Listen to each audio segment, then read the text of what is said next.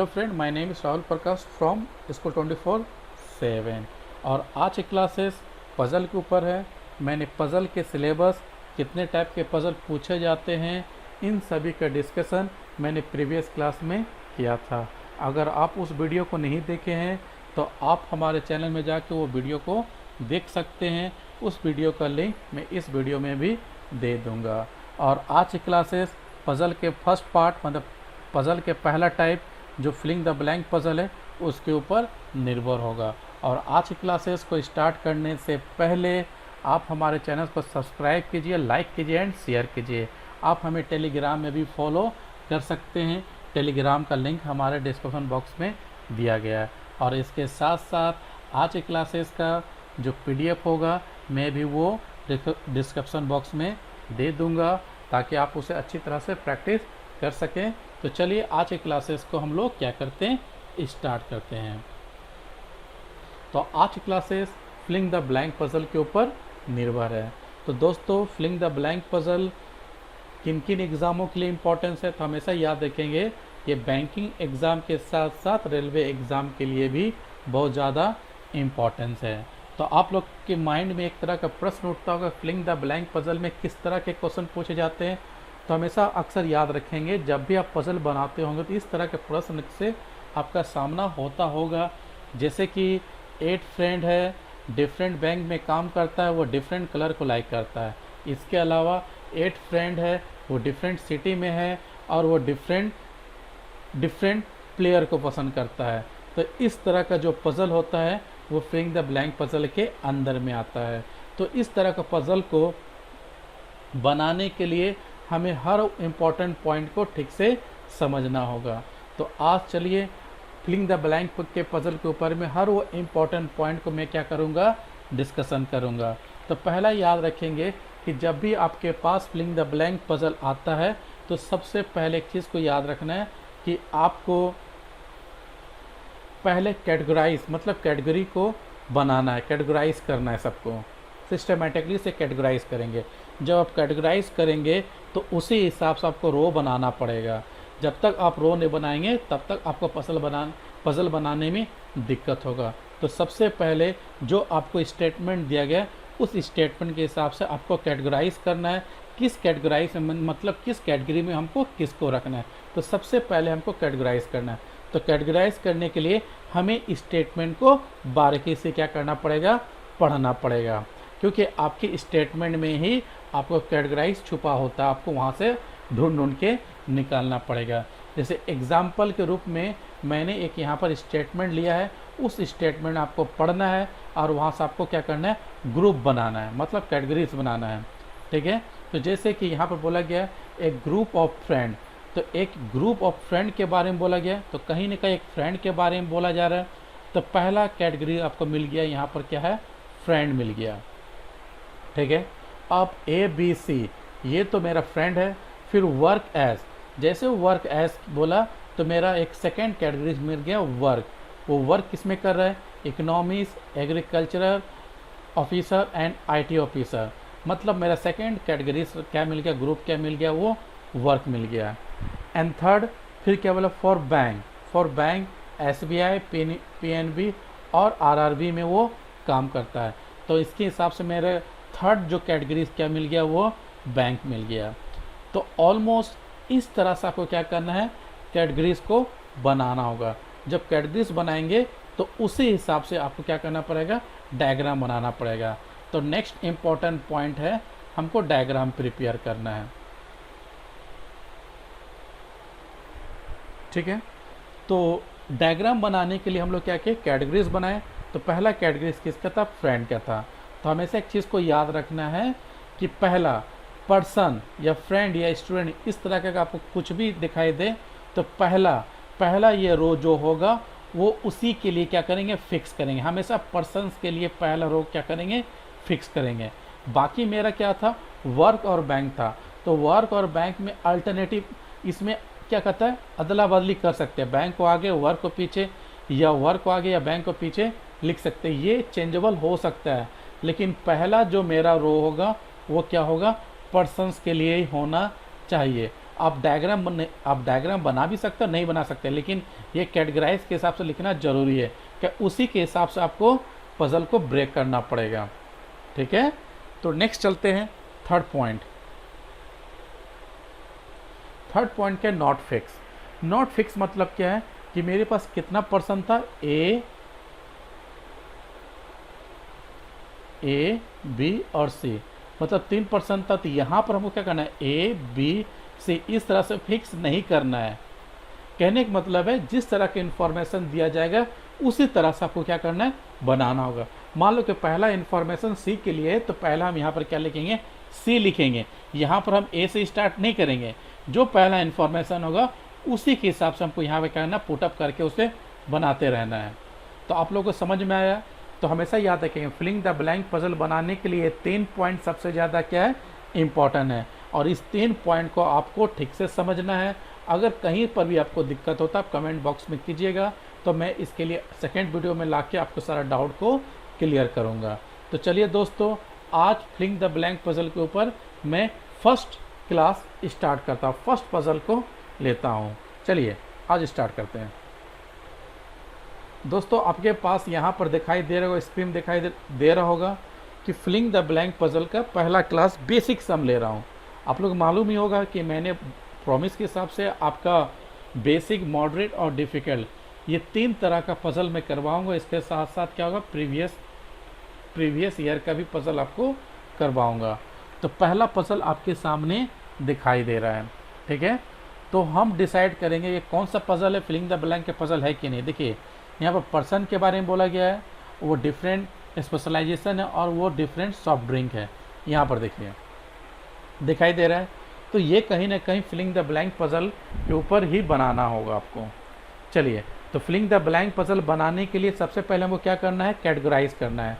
तो पहला चीज़ हमको क्या मिल गया, यहाँ पर स्टूडेंट मिल गया है, यहाँ पर स्टूडेंट दिखाई दे रहा है।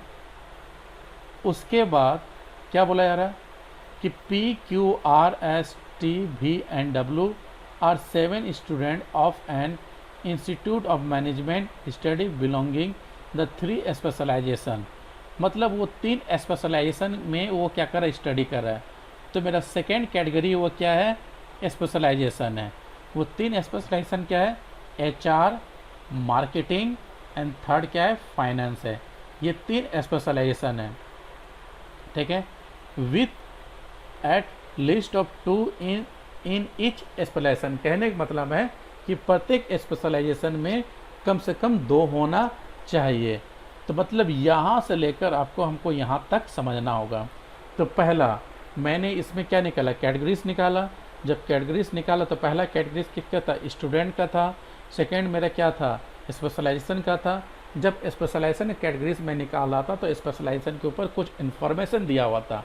तो क्या दिया था, HR, मार्केटिंग या फाइनेंस। अब प्रत्येक डिपार्टमेंट में, प्रत्येक स्पेशलाइजेशन में कम से कम कितना होना चाहिए, 2 होना चाहिए, मतलब 2 होना चाहिए। तो टोटल कितना पर्सन है, 7% है। अगर प्रत्येक स्पेशलाइजेशन में 2-2 अगर होता है तो टोटल कितना हो गया, 6 हो गया। ये 2 मिनिमम तो होना चाहिए। अब बचा क्या, 1। अब 1 जो है वो इसमें भी आ सकता है और इसमें भी आ सकता है और इसमें भी आ सकता है, मतलब ये 1 इन तीनों में किसी में भी जा सकता है। तो इन्फॉर्मेशन से ही कुछ आपको क्लू मिलता है। तो पहला क्या निकला, टोटल 7 जन हैं और ये 7 जन के लिए 3 स्पेशलाइजेशन है और प्रत्येक स्पेशलाइजेशन में मिनिमम कितना जन होगा, 2 जन होगा। जब 2 जन होगा तो बोले मिनिमम 2 होगा और इसके साथ साथ मैक्सिमम भी निकल चुका है। अगर मिनिमम 2 होगा तो मैक्सिमम कितना जाएगा, केवल 3 जाएगा। ठीक है, क्योंकि इसमें टोटल कितना जन है, 7 ही जन है। तो मिनिमम मेरा 2 होगा, मैक्सिमम कितना जाएगा, मेरे पास 3 जाएगा। इस बात को ध्यान से सोचना होगा आपको। ठीक से, नेक्स्ट देखते हैं। Each of them has different choice of soft drink. मतलब मेरा थर्ड कैटेगरी किस पर होगा, सॉफ्ट ड्रिंक का होगा। तो हम यहाँ पर क्या किया, पहला स्टूडेंट, ये तो फिक्स होगा। अब इन दोनों में अल्टरनेटिव कर सकते हैं, इसको आगे इसको पीछे लिख सकते हैं, ये आपके चॉइस के ऊपर है। ठीक है, सेकंड मैंने क्या किया, स्पेशलाइजेशन एंड थर्ड मेरा क्या है, सॉफ्ट ड्रिंक। मैंने यहाँ पर नोट कर लिया, ये मेरा रो बन गया। देन उसके बाद मैं कॉलम बनाऊंगा और कॉलम डिसाइड होगा नंबर ऑफ पर्सन से डिसाइड होगा। तो टोटल पर्सन कितना है, 1 2 3 4 5 6 7। तो मेरा कितना होगा, 1 2 3 4 5 6 7। मैंने क्या किया, 7 कॉलम बना लिया। इसी तरह यहाँ भी और इसी तरह यहाँ भी एक डायग्राम का रूप ले दे दिया। अब ये डायग्राम बना भी सकते हैं, नहीं बना सकते, आप टोटली केवल स्टूडेंट ऐसे लिख के और ऐसे भी बना सकते हैं, सिंपल से बना सकते हैं। लेकिन समझने के लिए मैंने एक डायग्राम का रूप लिया, तो इसमें आपको किसी तरह का डाउट लेना चाहिए। आपको एग्ज़ाम में ऐसे नहीं बनाना है। आपको एग्ज़ाम में क्या लिखना है, सिंपली यहाँ पर क्या लिखेंगे, स्टूडेंट, ठीक है, स्पेशलाइजेशन और यहाँ सॉफ्ट ड्रिंक, ये बना के और इसके बाद यहाँ पर थोड़ा सा मैंने ऐसे करके बना देना है, ठीक है। इसके लिए आपको डायग्राम बनाने के एग्ज़ाम में दरकार नहीं है। चलिए, तो यहाँ तक समझ में आ गया। फिर से रिकैप करते हैं। टोटल कितना स्टूडेंट है, 7 स्टूडेंट है, ठीक है। स्पेशलाइजेशन कितना है, 3 है। प्रत्येक स्पेशलाइजेशन में कितना होगा, 2-2 होगा। तो प्रत्येक स्पेशलाइजेशन में 2-2 होगा, तो मैक्सिमम कितना जा सकता है, 3 ही जा सकता है, ठीक है। अब उसके बाद सॉफ्ट ड्रिंक के बारे में बोला गया, तो सॉफ्ट ड्रिंक कितना है, तो सॉफ्ट ड्रिंक भी कितना है मेरे, 7 है। मतलब प्रत्येक पर्सन के लिए एक अलग अलग सॉफ्ट ड्रिंक है। सॉफ्ट ड्रिंक कभी भी रिपीट नहीं कर सकता है, ठीक है। 7 के लिए 7 सॉफ्ट ड्रिंक है। तो यहाँ से लेकर यहाँ तक मैंने सभी इंफॉर्मेशन को क्या किया, डिस्कस किया, ठीक है। अब यहाँ से मेरा क्या होगा, देखिए सॉरी, आपको यहाँ से लेकर यहाँ तक किया। अब यहाँ से मेरा क्या हो गया, खेल स्टार्ट हो गया यहाँ से लेकर, ठीक है। अब बारीकी से सभी को देखना है। तो पहला चीज़ क्या बोला गया, R has HR specialisation and soft drink is a 7 up. तो यहाँ पर आर लिखेंगे, HR लिखेंगे। अब सॉफ्ट ड्रिंक किसका है, इसका है 7 अप है, लिख दिए।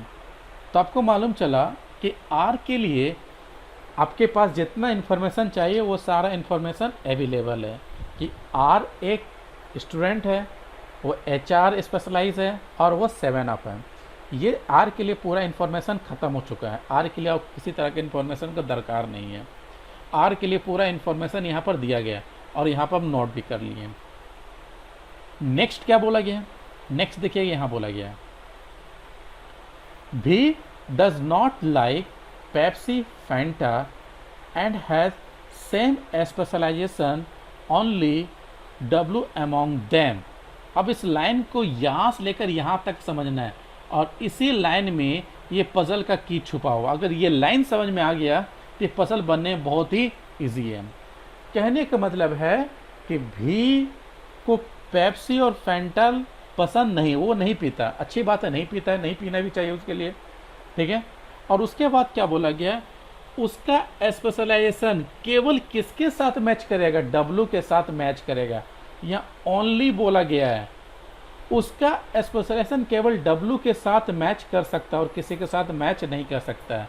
एक आसान वर्ड में बोले तो हम यही बोलेंगे कि जिस डिपार्टमेंट में, जिस स्पेशलाइजेशन में V और W होगा, उस स्पेशलाइजेशन में और कोई नहीं हो सकता है।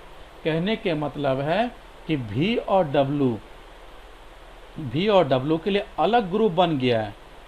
अब इस ग्रुप में केवल V और W ही रहेगा, बाकी जो रिमेनिंग पर्सन है जैसे कि P है, Q है, R है, S है, T है, W है, और इन सभी के लिए अलग ग्रुप बन गया, ठीक है। अब इस ग्रुप में केवल 2 ही जन होगा और इस ग्रुप को अलग कर दिया गया, ठीक है। अब इस ग्रुप में केवल 2 ही जन हो सकता है, 2 ही जन हो सकता है, V और W। तो तुमको सोचना है कि टोटल स्पेशलाइजेशन कितना है, 3 है, HR है, फाइनेंस है और मार्केटिंग है, ठीक है।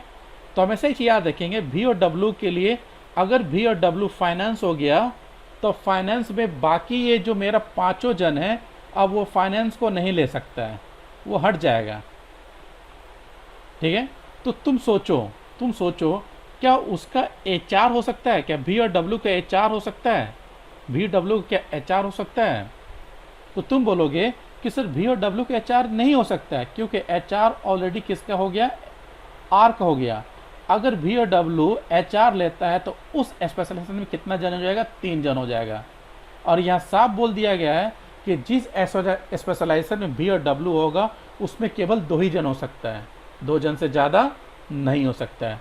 तो आप बोलोगे सर HR नहीं हो सकता है, तो क्या बच गया उसके लिए? फाइनेंस और मार्केटिंग, इन दोनों में से कोई एक हो सकता है। तो यहाँ पर हम इस तरह लिखेंगे V और W, और यहाँ पर क्या लिखेंगे? फाइनेंस, पूरा मत लिखे, शॉर्टिंग लिखे, मार्केटिंग, फाइनेंस, और यहाँ पर क्या लिखेंगे? मार्केटिंग। कहने का मतलब है कि अगर मान लो इन पांचों में से किसी का फाइनेंस हो गया, इन पांचों में से किसी का भी फाइनेंस हो गया, आर का तो ऑलरेडी हो चुका है, रिमेनिंग 4 जन है, इन 4 जन में से किसी का भी हो गया फाइनेंस, तो V और W के लिए केवल मार्केटिंग बच जाएगा। अगर किसी का मार्केटिंग हो गया तो V और W केवल क्या बच जाएगा? फाइनेंस बच जाएगा। ठीक है, तो ये चीज़ को समझना जरूरी है। नेक्स्ट क्या बोला गया? नेक्स्ट बोला गया है Q specialisation is the same as P। देखिए इन दोनों में अंतर, इस दोनों लाइन में अंतर है, इसमें ओनली का इस्तेमाल किया और यहाँ पर ओनली का इस्तेमाल नहीं किया गया। Q का स्पेशलाइजेशन P के साथ मैच करेगा। इसमें ये नहीं बोला गया केवल उसमें 2 ही जन होगा, ये नहीं बोला गया, उसमें 2 भी हो सकता है, 2 जन से ज़्यादा भी हो सकता है। ठीक है, Q का स्पेशलाइजेशन किसके साथ मैच करेगा? P के साथ मैच करेगा, लेकिन वो HR और फाइनेंस नहीं हो सकता है, या नाइदर का इस्तेमाल किया गया है। तो तुम ही सोचो, अगर उसका HR और फाइनेंस नहीं होता तो क्या होता है? केवल मार्केटिंग होता है। तो यहाँ पर क्या लिखेंगे? Q लिखेंगे, और यहाँ पर क्या लिखेंगे? P लिखेंगे, उसका क्या हो जाएगा? मार्केटिंग हो जाएगा।